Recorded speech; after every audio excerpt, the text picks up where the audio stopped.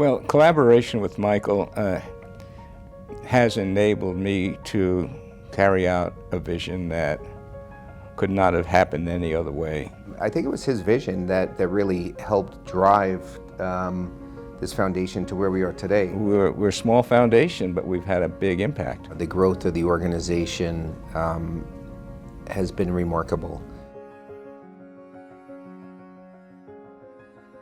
Growing up at Bear Stearns, where when you got to a certain level, you gave 4% of your compensation to charity, I think at that point it was our belief that I said, why not give to somebody I know, somebody we all know, somebody that we trust, and somebody that we believe in, and an organization where we felt like we can make a difference in somebody's life. He had an event with Ellen for about 50 friends and came forward with $50,000 as his first gift to the foundation. When we got involved, I think it just took on a whole new life and a totally different trajectory. The combination of Sam Waxman's vision and Michael Nierenberg's leadership regarding funding of this important research possible over many years has really been extraordinary. We've come a long way from a lab and a small setup in China, which was just beginning, to a cure of leukemia, a whole new concept and treatment. And his vision to cure cancer early on, as he spoke about developing a cure for leukemia, treating cancer cells differently, and quite frankly, just figuring out a way to elongate somebody's life. So his vision has always been there. I just think that Michael has made a huge difference in making me do things in a better and larger way than I could have done on my own. The countless phone calls and the countless amount of emails from people that, friends, family, colleagues, people we don't know, honestly, who have needed assistance in some way, is the reason we do this.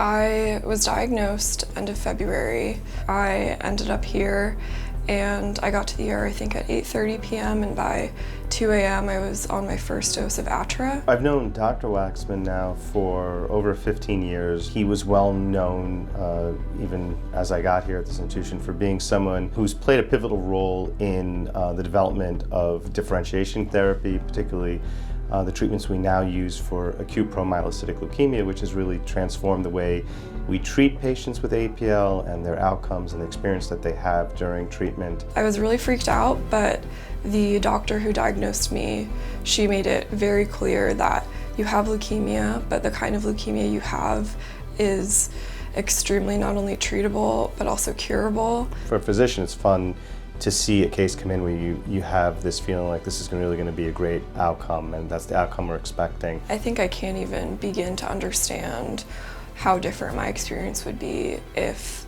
my treatment wasn't the same. It gives me so much pride and such satisfaction to see patients like Natalie recover from what used to be a grave disease. We're treating cancer better now than any time in the past.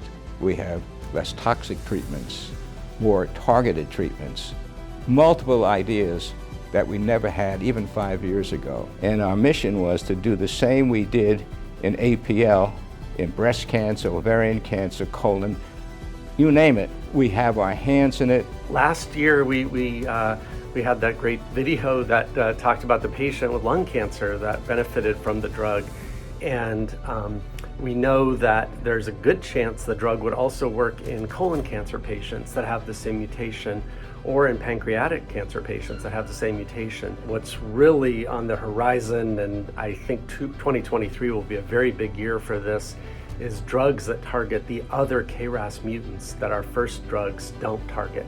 And those are just entering the clinic now. A lot more will come in the clinic 2023, and that will be where pancreatic cancer has a real, big chance of moving the needle. The special aspect of Sam's foundation is that it's a highly collaborative network. We build collaborations on the idea that if you can get 2 or 3 outstanding scientists and bring them together, the resources now become all the more impactful. That collaboration model has persisted for over 40 years. So we've gone from our laboratory to now where we have over 30 different laboratories working in collaboration in various projects.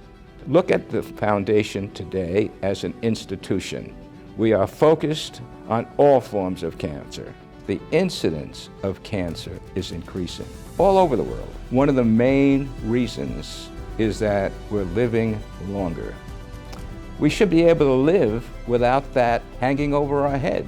Aging is is sort of the next frontier. We know aging is a big contributor to many diseases, cancer, etc. I fund the Waxman Foundation because of their vision, their efficiency, how much they're able to accomplish.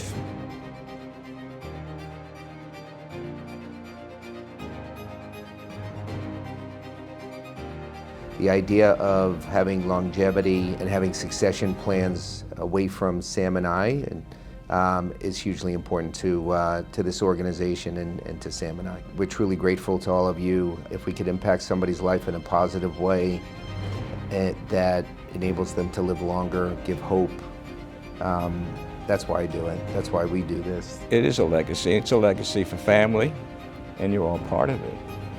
So the legacy is the foundation for the future. And I urge all of you to continue to be actively involved and take this to the next level.